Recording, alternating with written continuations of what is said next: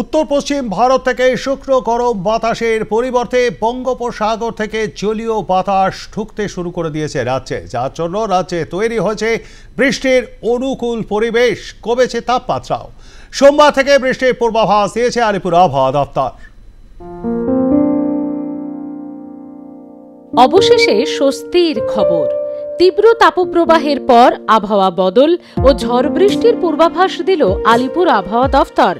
শনিবার বিকেলের পর থেকেই আংশিক মেঘাচ্ছন্ন আকাশ।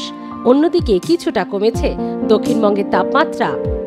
রবিবার রাত থেকেই পরিস্থিতির বদল হতে পারে। সোম থেকে বুধবার দক্ষিণবঙ্গের বিভিন্ন জেলায় রয়েছে ঝড় বৃষ্টির পূর্বাভাস। 3 থেকে 4 ডিগ্রি কমতে পারে তাপমাত্রা।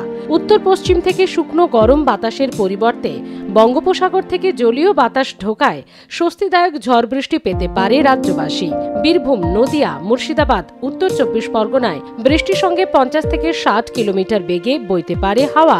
দক্ষিণবঙ্গে বাতাসের বেগ থাকতে পারে 40 থেকে 50 কিলোমিটার। গত বুধবার পূর্ব মেদিনীপুর এবং দক্ষিণ 24 পরগনা উপকূলে ঝড় বৃষ্টি হয়েছিল। তারপর থেকে জলীয় বাষ্প ঢুকতে শুরু করেছে রাজ্যে। এপ্রিলের শেষে তীব্র দাবদাহের কারণে দক্ষিণবঙ্গের বেশ কয়েকটি জেলায় হলুদ সতর্কবার্তা জারি করেছিল আবহাওয়া দফতর। হিট স্ট্রোক, হিট ফিভারে আক্রান্ত হচ্ছিলেন অনেকেই। এপ্রিলের শেষ দিন কলকাতার সর্বোচ্চ তাপমাত্রা ছিল 43-এর ঘরে, যা 70 বছরের আগের রেকর্ড প্রায় ভেঙে দিতে বসেছিল। এক নজরে গত 7 দিনের তাপমাত্রার পরিসংখ্যান। কলকাতার তাপমাত্রা 29 April 41.7 degree Celsius, 30 April 43 degree Celsius, 1 মে 42 ডিগ্রি সেলসিয়াস, 2 মে 39.2 ডিগ্রি সেলসিয়াস এবং 3 মে ছিল 39.2 ডিগ্রি সেলসিয়াস।